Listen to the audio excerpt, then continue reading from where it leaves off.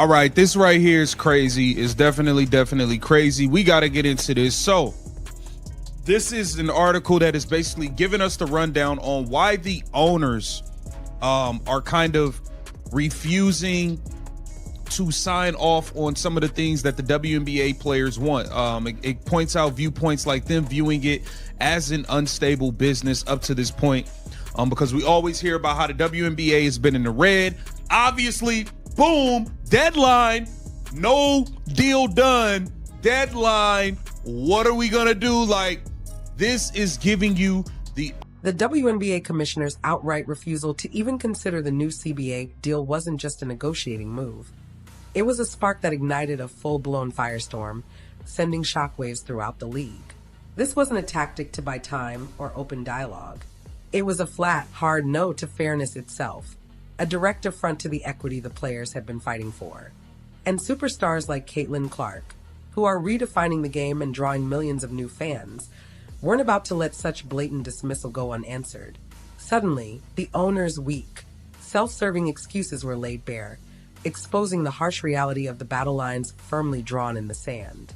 The players' message became clear and uncompromising. This injustice would not stand.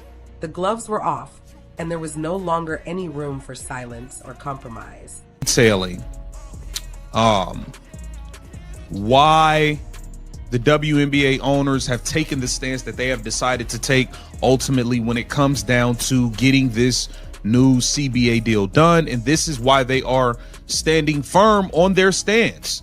Here it says, WNBA sports press covers WNBA negotiations from the owner's point of view. It says the WNBA players have quickly become some of the most recognizable female athletes in the world, with ballooning ticket sales. At the core of the owner's defiance lies a tired, familiar narrative, the one they've been spinning for years, that the WNBA is an unstable business, perpetually operating in the red. This story has become a convenient shield, a ready-made excuse to deny fair compensation to the very athletes whose talent and hard work are driving the league's undeniable growth. Yet this worn-out refrain clashes sharply with the reality all around us. Booming ticket sales, sold-out arenas, and record-breaking viewership numbers that are pushing the league into an exhilarating new era. The claim of instability now reads less like a business assessment and more like a calculated manipulation, a strategy designed to protect profits and hoard wealth at the expense of the players. Beneath all the corporate spin lies a very different story, one of resistance, of undeniable value, and of a league that refuses to be undervalued. It says the WNBA players have quickly become some of the most recognizable female athletes in the world, with ballooning ticket sales and record-breaking viewership over the past 2 seasons. As a result, league revenues have soared.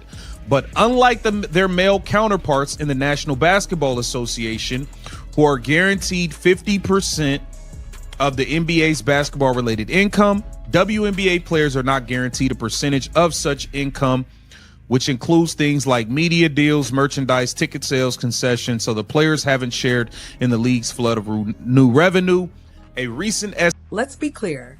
The past 2 seasons have seen an explosion of interest, driven by a new generation of captivating, marketable talent. As a result, league revenue has surged to record highs, concrete, undeniable proof of the WNBA's immense market value and growing cultural significance. Yet this financial boom has curiously failed to translate into fair compensation for the players who generate every dollar of that wealth night after night. Instead, the owners cling to outdated financial structures, funneling massive profits away from the very athletes whose skill, charisma, and dedication transform the WNBA from a business into a spectacle. This gap isn't just unfair on the surface, it's a stark, painful betrayal of the league's most valuable assets, its players. Things like media deals, merchandise, ticket sales, concessions. So the players haven't shared in the league's flood of new revenue. A recent estimate put the women's 2025 pay at about 7% of revenue. Okay, as a result, the WNBPA opted out of the collective bargaining agreement in October, and the league has been careening toward a lockout as negotiations soured, with revenue sharing being the largest sticking point. Despite the massive amount of money coming into the WNBA, the league, which is majority owned by NBA owners, wants to keep their revenue sharing structure the same, guaranteeing far more profit. Here's the bombshell. To truly understand the scale of this injustice, you only need to look at the NBA. There, players are guaranteed a full 50% of all league revenue. A straightforward, clean split. WNBA players, by contrast, are trapped in a shockingly different and frankly insulting system. They receive no guaranteed share of the massive media deals, soaring merchandise sales, or record-breaking ticket revenue they generate. Recent estimates are staggering. For the 2025 season, women's pay is projected to amount to a mere 7% of total league revenue. Let that sink in. This isn't just a small gap. It's a glaring, systemic injustice, a deeply entrenched inequality that stars like Caitlin Clark, who are driving much of this new revenue, can no longer ignore. The numbers themselves are demanding immediate and radical change. Despite the massive amount of money coming into the WNBA, the league, which is majority owned by NBA owners, wants to keep their revenue sharing structure the same, guaranteeing far more profit for owners and investors than for the players who actually play the game. And too many news reports have catered to owners' interests when reporting on the negotiations between the players' union and the league. An unstable business. Well, here it says, a prominent talking point when it comes to WNBA contract negotiations is profitability. Now, we've heard over and over and over again how much money these owners lose every. This glaring disparity is exactly what compelled the WNBA Players Association to take decisive, powerful action, formally opting out of the collective bargaining agreement this past October. That bold move thrust the league toward a potential lockout, a direct consequence of negotiations souring so completely they seem beyond repair. At the heart of this high-stakes conflict is revenue sharing, the one issue on which the owners refuse to budge. Despite the massive, undeniable influx of money into the league, the ownership remains steadfast in maintaining the broken status quo, a system that prioritizes profits for investors over the very players who make the league possible. This impasse isn't just a disagreement, it's a ticking time bomb threatening the future of the sport. Contract negotiations is profitability. Now, we've heard over and over and over again how much money these owners lose every year. Oh, we finished in the red, we're in the red, we're in the red, we're in the red. Even with the soar of Caitlin Clark, they claim to have finished in the red. They had to get everybody private jets because everybody was tripping that Caitlin Clark had them. Everybody, so that's another $50 million spent on PJs for everybody. And that was that. So let's continue on. As this battle for fairness escalated, a troubling pattern emerged in media coverage. Far too many reports leaned heavily in favor of the owners, presenting their carefully crafted narrative as objective truth without meaningful scrutiny or investigation. This biased reporting has actively shaped public perception, subtly framing the players' rightful demands for a fair share as unreasonable greed, while portraying the owner's resistance as justified, prudent business.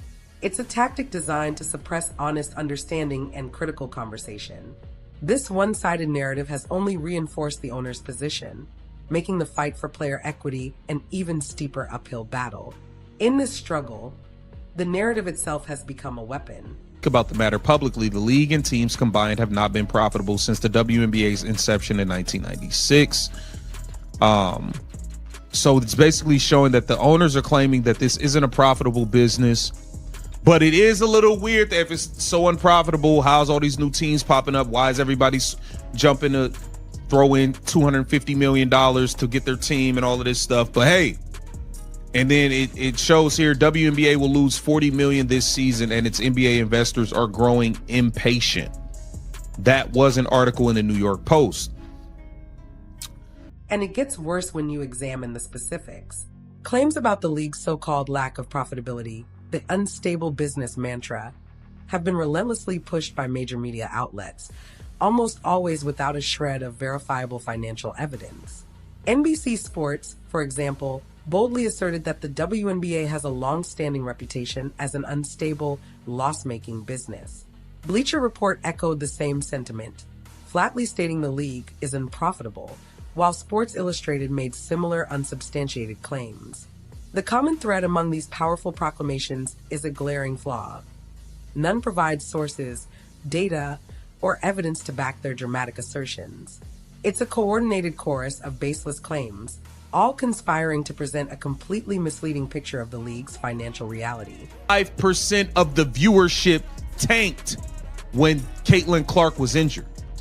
Got to take that into consideration. I'm sure the owners are taking that into consideration. Like, hey, what if something happened and this girl gets hurt again? We lose more than half of the viewership again. I'm sure that is something they're talking about. And here it says, so why do reporters take owners' claims at face value? What's even more concerning is how The Athletic, owned by the New York Times, reinforced this narrative, reporting, based on anonymous sources, that the league and its teams have allegedly never been profitable. Relying solely on unnamed insiders without corroborating evidence raises serious questions about journalistic transparency and integrity. This secrecy perpetuates a culture where the true financial realities are obscured, leaving players and fans in the dark and fostering deep mistrust. But the owner's entire argument quickly unravels under scrutiny. If the WNBA truly weren't profitable, why are new teams launching at a rapid pace? Why are investors pouring in hundreds of millions, like the $250 million spent on a single new franchise? These real-world investments directly contradict claims of instability, exposing the owner's justifications as disingenuous. Much of the cited evidence of financial woes comes from a single New York Post article, published suspiciously right before the CBA opt-out deadline. It claimed the league would lose $40 million that year, based solely on one anonymous NBA executive's assertion that the WNBA owes the NBA so much we won't see any windfall. A claim of that magnitude, grounded in a single unidentified source, clearly serves to control the narrative. It also hints at another layer: the NBA's substantial financial backing, framing the owners as merely recouping prior investments rather than reinvesting new profits in players. Then there's the undeniable Caitlin Clark factor. When Clark was sidelined due to injury, a staggering 55% of the league's viewership disappeared overnight. This isn't just a statistic. It's a vivid demonstration of her transformative impact on the league. Yet the owners are now using this reality cynically. They argue that the risk of losing their top star justifies withholding meaningful revenue sharing. Player well-being is being weaponized as an excuse to limit earnings. Adding insult to injury, the league has repeatedly demanded financial transparency, only to be met with resistance. Players are forced to negotiate blindly, while owners maintain that a full 50% revenue split, like the NBA, simply isn't going to happen. Their proposed concession, tripling salaries, comes with a catch. Revenue sharing only activates if certain growth targets are met, benchmarks that anonymous sources suggest have never been achievable. Combined with the 2020 season shutdown, these conditions make the promise effectively meaningless. Even when achieved, players would only see a tiny fraction of the revenue. This isn't revenue sharing, it's an illusion of progress, a semantic trick that allows the league to claim fairness while players receive mere peanuts. The fight for true, clean revenue sharing is about far more than money. It's about respect. The WNBA's explosive growth, fueled by stars like Clark, clashes starkly with the owner's refusal to offer a fair deal. The league's most recognizable players are fed up, tired of being undervalued, tired of excuses, and tired of opaque financial dealings. Their anger demands resolution. The battle for a fair CBA continues, with players demanding transparency, equity, and a rightful share of the league's burgeoning prosperity. The owner's entrenched resistance, propped up by dubious financial claims, now faces a unified and vocal player base. This is not merely a labor dispute.